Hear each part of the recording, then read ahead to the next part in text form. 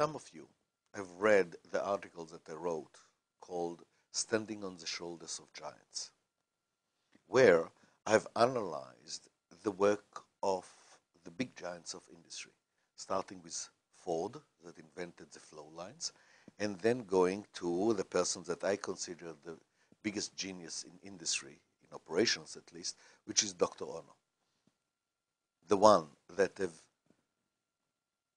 not just invented, but implemented the Toyota production system, the one that all of Lean came out of it. And what I have tried to show in that article is that they followed rigorously the four elements, the four basic steps of flow.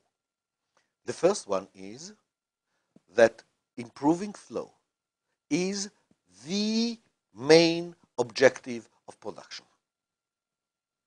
Exactly like we said before. The second one is that in order to go about it, not just give it lip service, you have to establish a mechanism and to implement a mechanism that prevents overproduction. Yes,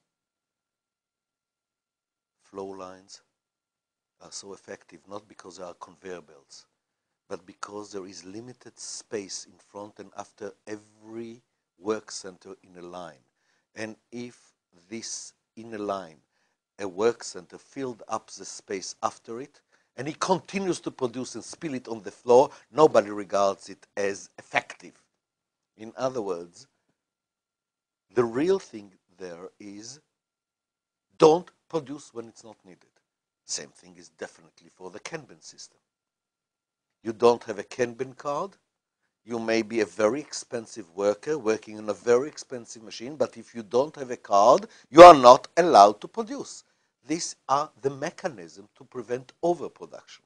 That's the first step, because otherwise the flow is populated with so many things that shouldn't be there. And then improving the flow does not help the company. It just improves and enable us to do faster the things that we shouldn't do in the first place. What we've done so far is we actually implemented the mechanism that prevents overproduction.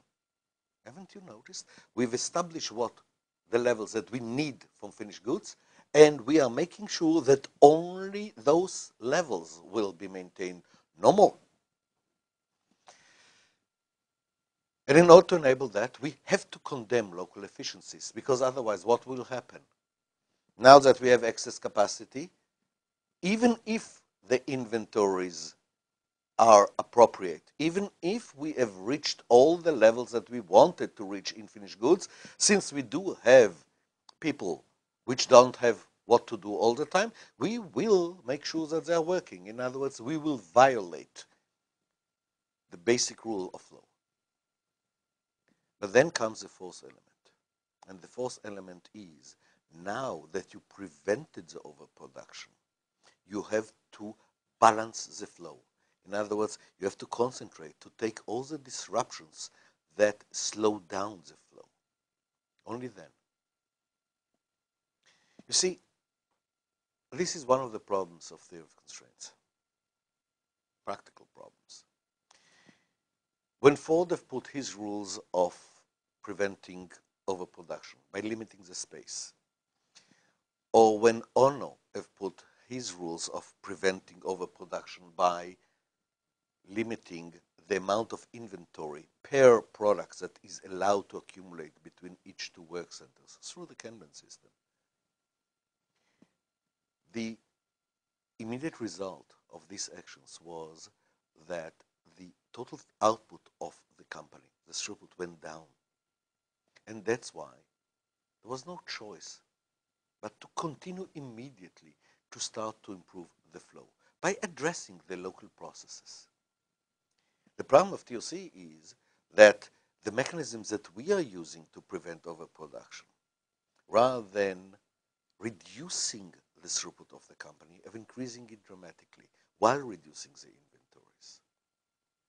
And because of it, there is a tendency to think that we've finished, that it's okay, that we have already got all the improvements. No way. we do have to continue, exactly like Ford and Ono have done.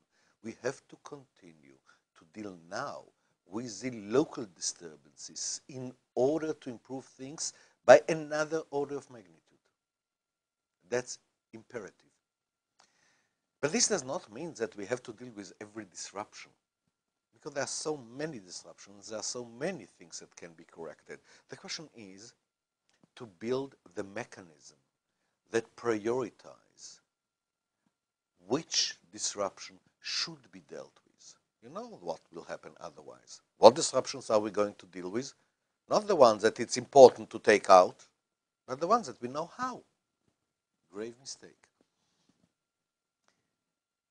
In lines, it's so obvious what to deal with. Because if one work center in the line stops, very soon the whole line stops. In Kanban, in just-in-time or lean Toyota production system, Ono had to establish a whole mechanism in order to guide where should the disruption be dealt with. The whole mechanism known as by reducing the number of Kanbans and then reducing the number of items per container, where he put the target to be one-piece flow. We have to establish now the mechanism that will tell us where to concentrate, on which disruptions we have to eliminate. That's what is standing